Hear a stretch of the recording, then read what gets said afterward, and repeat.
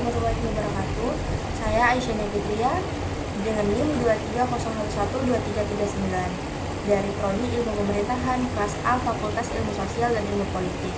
Di sini saya akan mempresentasikan makalah saya tentang perbandingan bentuk negara federal dan negara kesatuan untuk memenuhi mata kuliah perbandingan pemerintahan yang diampu oleh Bapak Haskon Fuadi Nasution, MIP.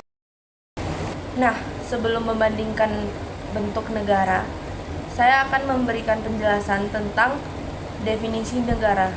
Menurut Khalid dan Ibid, negara merupakan sebuah organisasi atau lembaga tertinggi yang memiliki wewenang untuk mengatur persoalan terkait kepentingan masyarakat luas, yang mana negara memiliki kewajiban untuk melindungi, mensejahterakan, dan mencerdaskan kehidupan bangsa.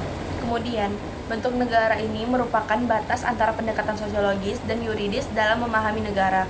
Dalam pendekatan sosiologis, itu melihat negara secara keseluruhan tanpa memperhatikan isinya, sedangkan pendekatan yuridis melihat negara dari sisi segi dan strukturnya. Di negara federal sendiri, itu terdiri dari negara yang berdiri sendiri dengan mengadakan ikatan yang efektif sehingga terbentuk negara baru. Sedangkan di negara kesatuan, itu berupa negara tunggal yang dilihat dari segi penduduknya, wilayahnya, pemerintahannya, dan kekuasaannya. Mengenai konsep dari negara federal, apa sih negara federal itu? Negara federal merupakan suatu negara yang terdiri atas beberapa negara bagian, tetapi setiap negara bagian tersebut tidak berdaulat. Yang berdaulat itu merupakan gabungan negara-negara bagian itu.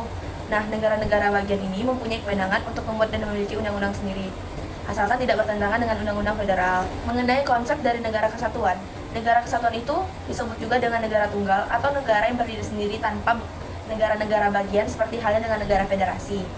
Nah, oleh karena itu, pemerintahan yang dimiliki dalam negara kesatuan itu hanya ada pemerintahan pusat. Pemerintahan yang berada di negara kesatuan itu dilaksanakan dengan dua sistem alternatif.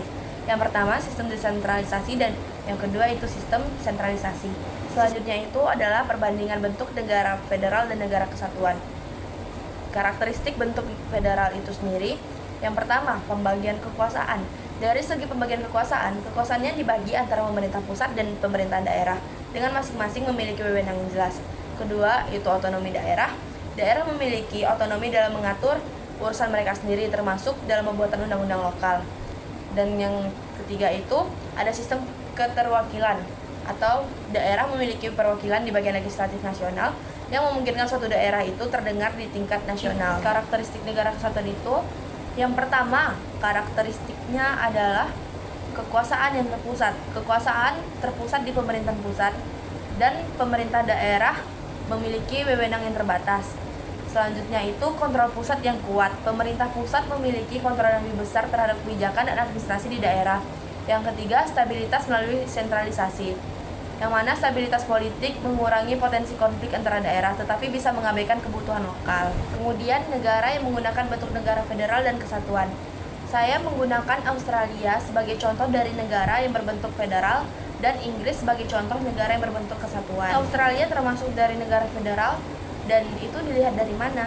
Nah, Australia ini merupakan negara federal yang memiliki beberapa ciri-ciri. Yang pertama, Australia terdiri dari 6 negara bagian dan wilayah teritorial, yang mana setiap negara bagian ini memiliki parlemen dan pemerintahannya sendiri.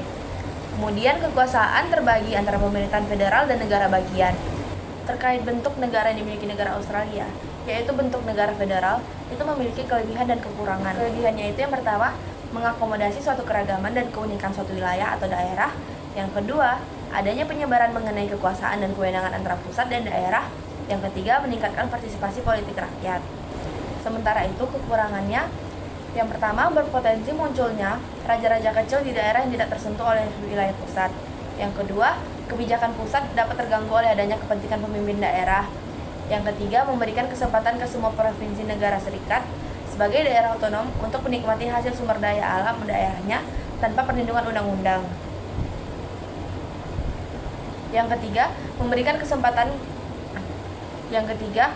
dapat memberi celah untuk setiap provinsi negara serikat sebagai daerah otonom untuk menikmati hasil sumber daya alam daerahnya tanpa perlindungan undang-undang perimbangan keuangan. Selanjutnya, negara Inggris sebagai contoh dari bentuk negara kesatuan. Kenapa sih negara Inggris disebut negara kesatuan? Nah, Inggris sendiri memiliki ciri-ciri.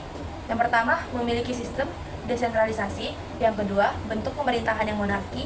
Yang ketiga, kekuasaan pemerintah berada di kabinet atau perdana menteri dan menteri. Selanjutnya itu kelebihan dan kekurangan negara Inggris. Sebagai contoh, negara dengan bentuk negara kesatuan. Kelebihannya, yang pertama, adanya kesamaan sistem pemerintahan yang dapat menumbuhkan perasaan senasib, rasa patriotisme, serta memperkuat semangat kesatuan dan persatuan. Yang kedua, manajemen pemerintahan dalam negara kesatuan yang lebih sederhana. Yang ketiga, adanya kemungkinan pemerintahan yang fleksibel di daerah, meskipun kontrol kekuasaan ada di pemerintahan pusat. Kekurangannya, yang pertama, rawan terjadinya perpecahan akibat tidak sinkronnya antara kemauan pusat dan daerah. Yang kedua, lambatnya respon pemerintahan pusat apabila terjadi permasalahan yang ada di daerah. Yang ketiga, keunikan daerah yang kemungkinan dapat menyebabkan distorsi. Nah, dari yang saya presentasikan tadi, dapat ditarik kesimpulan bahwa bentuk negara federal dan negara kesatuan itu memiliki karakteristik, struktur, serta implikasi pemerintahan yang berbeda. Di negara federal itu, bentuk negaranya terdiri dari beberapa negara bagian, yang mana kekuasaan dibagi antara pemerintahan pusat dan pemerintahan daerah, yang mana setiap negara bagiannya memiliki otonom dan dapat membuat undang-undang sendiri asalkan tidak bertentangan dengan konstitusi federal. Dengan contoh negara, yaitu negara Australia yang menunjukkan bagaimana pembagian kekuasaan dapat meningkatkan partisipasi politik dan mengakomodasi keragaman. Sebaliknya, negara kesatuan merupakan bentuk negara yang terpusat, di mana kekuasaan terletak pada pemerintahan pusat.